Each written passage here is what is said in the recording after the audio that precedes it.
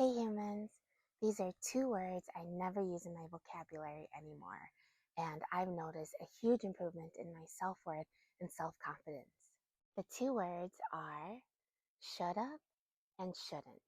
What I've learned about these two words is that they usually just leave me feeling guilty and ashamed about something that I didn't or did do in the past. Let me give you an example. I actually failed the first time that I took my LCSW exam, and that is the exam for me to become a licensed practice therapist.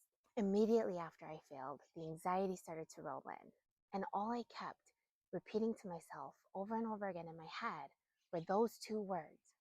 I should have studied harder. I shouldn't have taken those breaks. I should have spent more money on a tutor. I shouldn't even take the exam anymore. I don't deserve to be a therapist. As you can see, I was spiraling in a negative way just by using those two words. And what did I feel? I felt guilty. I felt ashamed. I felt not good enough. And I was struggling to move forward after I failed that exam.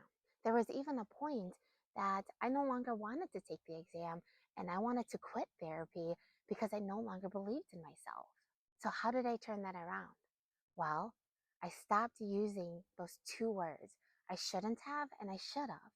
I had to recognize that no matter what I did, I could never go back and change the past. And I started implementing positive self talk, like you did the best that you could. Now you know what to expect on the exam because you already took it. And now you know what to study for and how to better study for this next exam.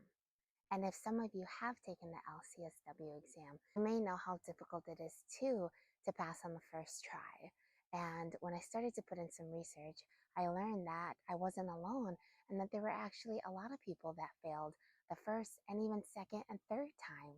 But by believing in themselves and trying again, they would eventually pass. And so that's what I did. I took what I learned from my mistake and used that to my advantage, and I ended up passing the second time.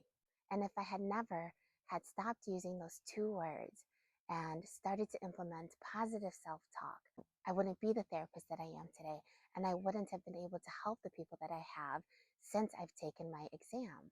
So I want you to start recognizing when you are using these two words in your vocabulary and noticing how is it making you feel after you say them. If it's starting to make you feel those negative things like guilty or ashamed or not good enough, then I would suggest try replacing those words with more positive self-talk and let me know how it goes.